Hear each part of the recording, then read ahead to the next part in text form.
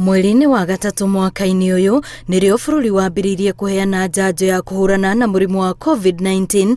Gũkinyĩria rĩu njanjo mirioni 4.7 arĩcio iheanĩtwo. Thirikari nĩ yamũkĩrĩte njanjo ingĩ 504 mũthemba wa Johnson & Johnson rungu rwa mũbango wa COVAX, ũndũ ũrĩa wĩrĩgĩrĩirwo gũteithĩrĩria harĩ gũtigĩrĩra kũrĩ na njanjo cia kũigana.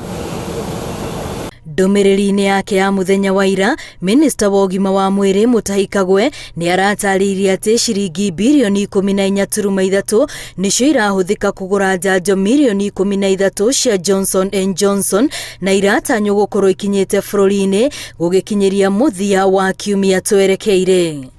The reduced positivity rates does not mean that the pandemic is over and that there will be no other wave.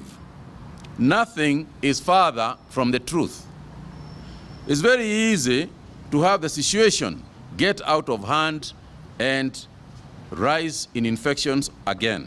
Itanya rĩa thirikari nĩ andũ mirioni 10 makorwo mahetwo njanjo gũgĩkinyĩria tarĩki 31 mweri-inĩ wa Dithemba.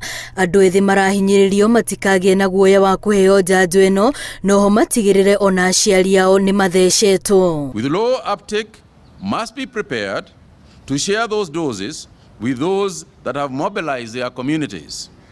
We want to ensure that that target by December of 10 million persons have been met. Kũrũmĩrĩra kũregerio kwa mawatho ma kũgirĩrĩria gũtamba kwa mũrimũ wa COVID-19 bũrũri-inĩ, Ministry ya ũgima wa mwĩrĩ rĩu ĩraikĩrĩtana kũrĩ Akenya ĩkĩenda metĩkĩre kũrũmĩrĩra mawatho marĩa matigarĩte nĩguo megitĩre. Ngĩribotera Inooro TV, rĩtwa rĩakwa nĩ Wambui wa Macharia.